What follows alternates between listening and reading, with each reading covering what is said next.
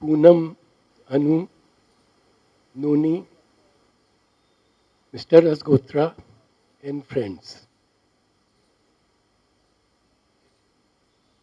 Well, if Noni had not asked me to speak, I would have felt miserable. I would have felt miserable if Noni had not asked me to speak. And now that I'm here, I wish she hadn't asked me. But it's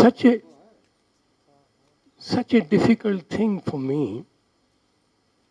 This man I've known for 58 years. And I can only use the present tense. For me, there is no past tense so far as Datta Sahib is concerned. The greatest influence in my life, whatever worth it is, I met him as a small town,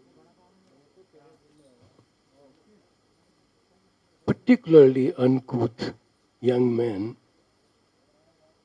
And here was this debonair, very anglicized, and he received me like I was his son and just adopted me. For years I continued to be awed by him. And if it had not been Mrs. Datta, maybe that relationship would have continued. But Mrs. Datta made things normal, if I can say. Now, since it's a gathering of family and friends, I assume that we are all aware of what Datta Sahib achieved in his life. Therefore, I'll only mention just one or two things. His achievements were extraordinary. But for me, what is extraordinary, even more extraordinary about his extraordinary achievements, is the fact that his being what he was made those achievements possible. He joined a small provincial university,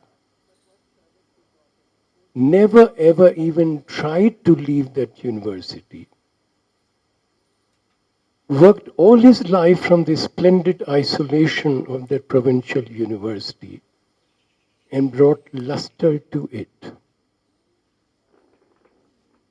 Now, how, in a world of cutthroat competition, he managed to do is remarkable. So for me, that is more important than his achievements.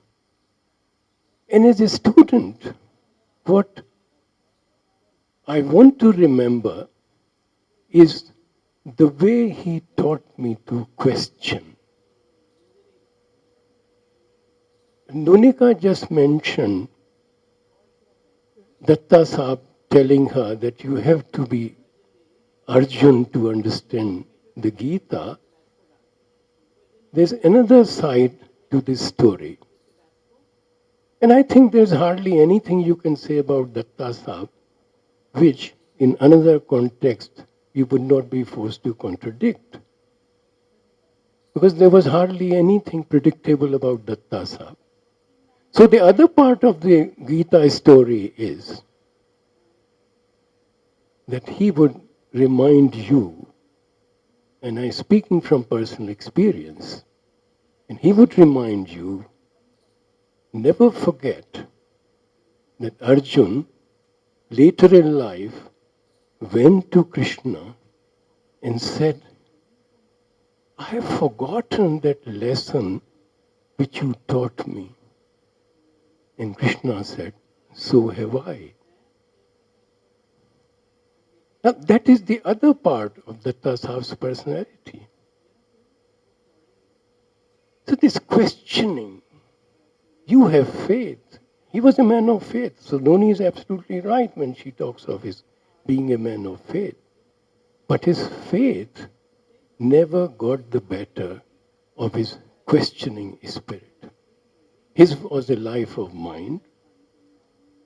The expression continues. Unfortunately, the practitioners of the life of the mind are fast disappearing. So I want to remember just three things about these. These are my last remarks about the men about whom I can keep talking and talking. About the way he taught me. He continued to teach me. He was my eternal guru. He remains my guru. I said I can't talk of him in the past tense. Just three things I want to share with you. It was here in the library, IIC library, Datta Sahab saw me carry a few books and signaled to me. So I went up to him. He said, "What are these books?" I said, "Datta Sahab, these are some books on Gandhi. Why are you reading these books on Gandhi?" So I said, "Because I want to write something on Gandhi." He said, "Great. But remember, the best on Gandhi is Gandhi." Now, just one sentence, the best on Gandhi is Gandhi. And that opened a new way of understanding Gandhi for me. And then one day, he said to me, "Can you come to the restaurant?" So I said, "Sure, I will." So I went. He said, "I'm very disturbed today." So I said, "What happened?" He said, "I'm coming from the Nehru Memorial Library, and I've just seen," and he was working on the history of the Tribune at that time, said, "I saw on the front page of Tribune a picture of Gandhi standing in front of the door of his railway carriage compartment. And the caption behind the picture was Gandhi's statement, 'Die with the dying Lahore.'" So I couldn't understand why was he disturbed about this picture and the caption, "Die with the dying Lahore." But I dared not ask. So he continued after a while. He said, "I'm asking myself, would I have accepted Gandhi's advice in Lahore at that time, in the midst of communal rioting, killing? Could I have done that? Could I have asked my family to do that, to die with the dying Lahore?"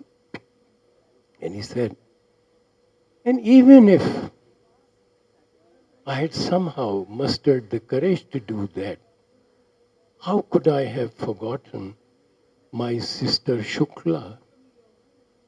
If I followed Gandhi, what would happen to my sister Shukla? Whose mistress would she become? The object of whose pleasure my sister would become?" Now, this told me, or showed me, the kind of person he was. This existential vexation that this man had, could have, and the way he could bring that existential vexation to his practice of history. And the result was that when I came out with my book on Gandhi, Gandhi, an Impossible Possibility, that was the key question. One, I entirely depended on Gandhi, no secondary works. But the basic question I was asking myself in that book was, is non-violence possible? My guru taught me that.